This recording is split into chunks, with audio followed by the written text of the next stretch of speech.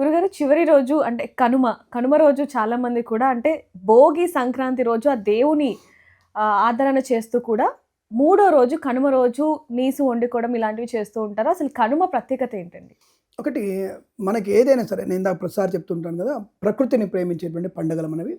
ఈ ఈ రోజున కనుమ పండుగ ప్రత్యేకత ఏందంటే కనుమ అంటే తీరం అని అర్థం. అంటే తీరం అంటే ఎండ్ ఆఫ్ ది గ్రామం.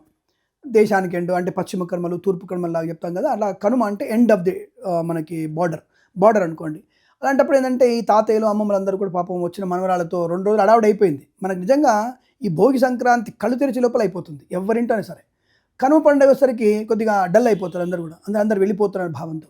కాబట్టి మూడో రోజు వెళ్ళిపోవడం ఎందుకనే భావంతో కనుమ పండుగ రోజు వెళ్ళొద్దు అని తాతయ్యలు, అమ్మమ్మలు కలిపి చేశారని అనుకుంటున్నాను. అయితే ఈ రోజున విశేషం ఏంటంటే వెళ్ళకూడదు నిజంగా మనకి. ఎందుకంటే పొలిమేర దాటొద్దంటారు. కనుమ పండుగ రోజు పొలిమేర దాటొద్దంటారు.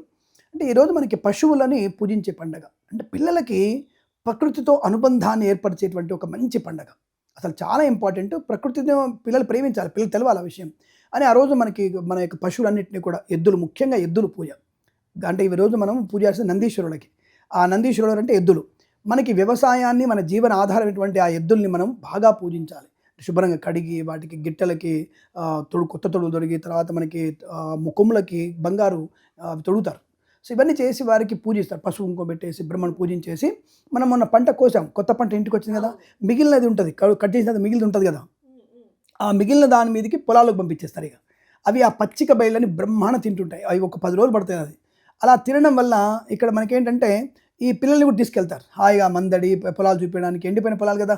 అవన్నీ చూపించడానికి సరదాగా వెళ్ళడానికి చూపిస్తూ వాళ్ళ కాలువలు వెంబడి నీళ్లు ఉంటాయి. ఇప్పుడు ఆ నీళ్ళల్లో కాస్త ఈత కొట్టడం, పొలాలు తిరగడం చూపిస్తారు. అంటే ప్రకృతితో మమైక్యం అవ్వడానికి ప్రయత్నం చేస్తారు.